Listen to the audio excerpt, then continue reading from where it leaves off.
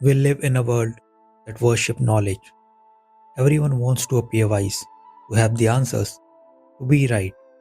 But what if true wisdom begins only when we realize we don't know everything?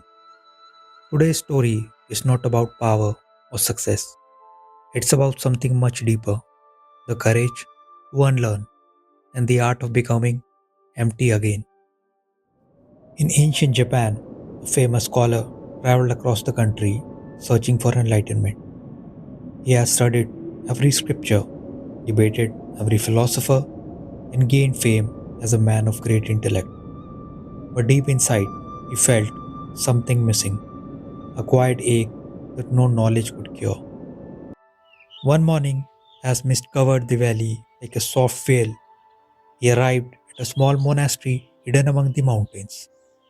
There lived a Zen master, old, calm, and known for his silence more than his words.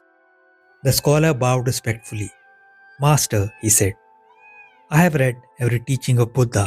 I have spent years in meditation, yet peace still escapes me. Please teach me what I do not know." The master looked at him for a long moment, eyes still and kind, as if seeing right through the scholar's soul.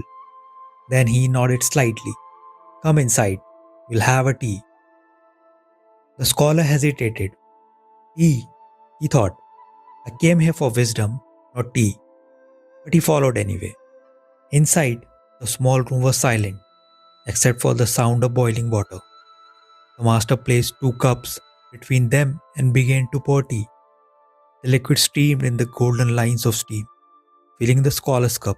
And then, to his surprise, the master didn't stop.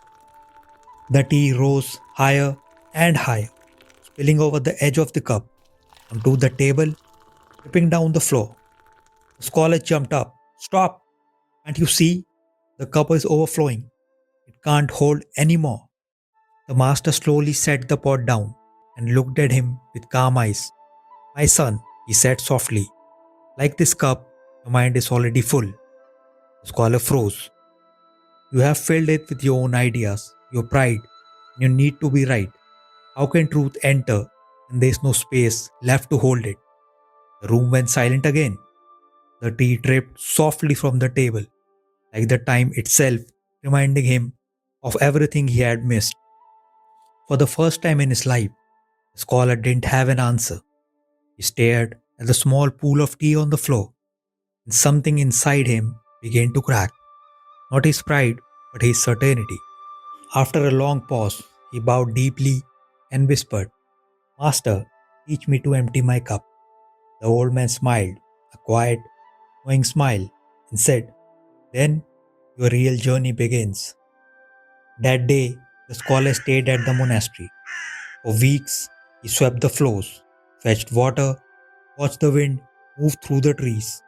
He stopped talking and started observing, and slowly the noise in his mind began to fade. One morning, he stood by the river watching leaves float downstream. For the first time in years, his heart felt light.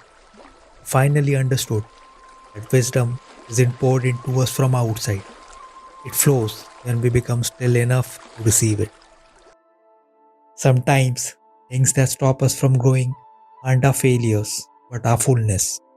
We hold on so tightly to what we know that we leave no room for truth to enter. So today, empty your cup, let go of being right, listen without defending, and learn without pride. Because when the cup is empty, life itself becomes your teacher.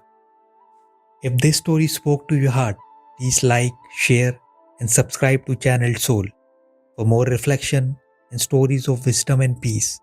Until next time, stay humble, stay open, and stay peaceful.